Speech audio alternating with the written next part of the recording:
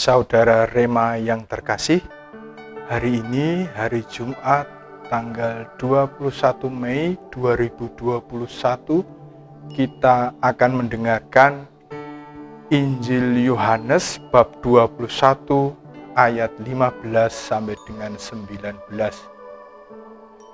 Hari ini kita akan merenungkan tema berani berjuang demi kasih sejati.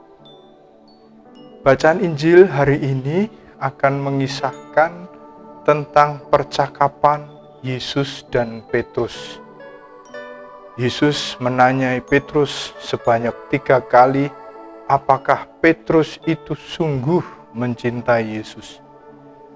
Kita tahu jawaban Petrus, kita tahu juga kemudian amanat Yesus kepada Petrus untuk menggembalakan domba-dombanya. Hari ini saya akan mengajak Anda justru untuk merenungkan perkataan Yesus yang terakhir setelah percakapan di atas. Yesus mengatakan kepada Petrus, "Sesungguhnya ketika engkau masih muda, engkau mengikat pinggangmu sendiri dan engkau berjalan kemana saja kau kehendaki. Tetapi jika engkau sudah menjadi tua, engkau akan mengulurkan tanganmu dan orang lain akan mengikat engkau dan membawa engkau ke tempat yang tidak kau kehendaki." Sahabat Rema yang terkasih, perkataan Yesus itu menubuatkan atau mengarah pada bagaimana Petrus kemudian akan mati karena kasihnya yang besar kepada Yesus. Seperti kita tahu, dalam tradisi, Petrus itu mati juga disalib, tetapi ia disalibkan secara terbalik, dengan kepala di bawah dan kaki di atas. Ia merasa tidak layak, merasa tidak pantas untuk mati dengan cara sama persis seperti yang dialami oleh Yesus. Dari percakapan Yesus dan Petrus, terutama dari perkataan Yesus yang terakhir tadi, kita melihat bagaimana Yesus memandang kasih itu secara berbeda dengan kita, orang atau manusia pada umumnya.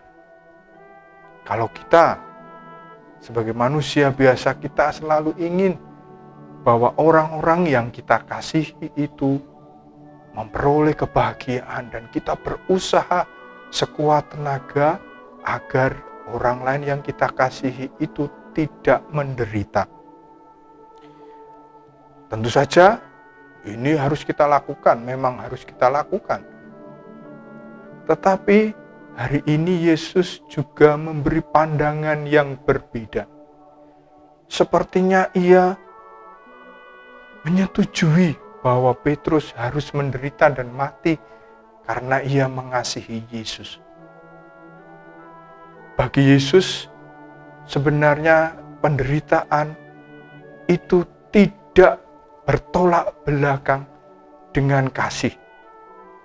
Kalau seseorang itu mengalami penderitaan karena nilai yang lebih tinggi yaitu kasih, maka itu mempunyai kekuatan yang luar biasa. Dan kasih yang seperti itulah yang diinginkan Yesus juga kita perjuangkan. Para sahabat Rema yang terkasih, kalau penderitaan itu hanya semata-mata penderitaan, tentu itu tidak ada maknanya.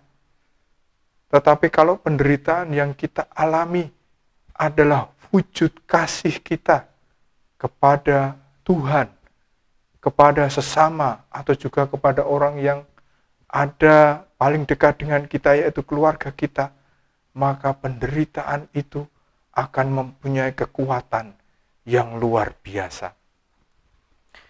Kita diundang untuk mengasihi Tuhan, mengasihi sesama, mengasihi keluarga.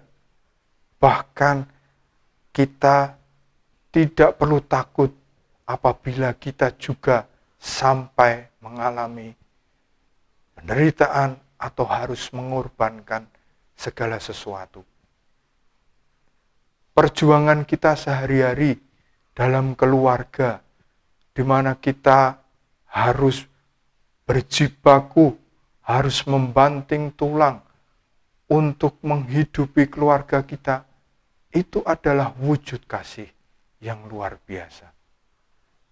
Apabila kita harus mendidik anak-anak kita, mungkin sampai berdarah-darah, agar mereka, anak-anak kita itu memperoleh pendidikan yang baik untuk mempersiapkan masa depannya, mempunyai karakter yang baik untuk dapat memberi sumbangan kepada negara dan gereja, maka itu adalah wujud kasih yang sejati. Atau apabila kita berkorban untuk membantu sesama, atau kita terlibat berpartisipasi dalam hidup menggereja dengan kita mengorbankan waktu, mengorbankan tenaga, mengorbankan pikiran, atau juga dana kita, itu adalah wujud kasih yang besar. Maka para sahabat Rema yang terkasih, kita diundang untuk tidak takut berkorban, tidak takut kalau misalnya harus kita menderita, apabila semuanya itu demi kasih kita kepada Tuhan, kepada sesama, dan kepada orang-orang yang kita kasihi, yang dekat dengan kita. Kita perlu memaknai segala apa yang kita usahakan, bahkan pengorbanan dan penderitaan itu dengan kasih. Karena kasih yang juga dicontohkan oleh Yesus itu adalah kasih yang sempurna, kasih yang sejati.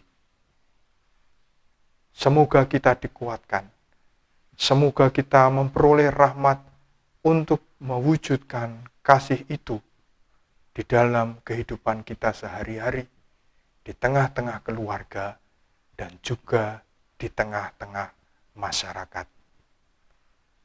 Semoga Allah memberkati kita dan juga seluruh anggota keluarga kita, Bapa dan Putera dan Roh Kudus. Amin.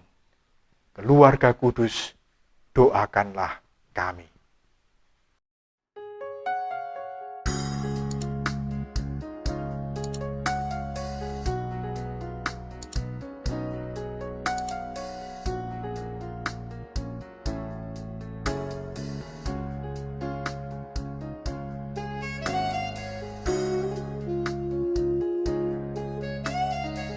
Sahabat Rema, sampai jumpa dalam program berikutnya.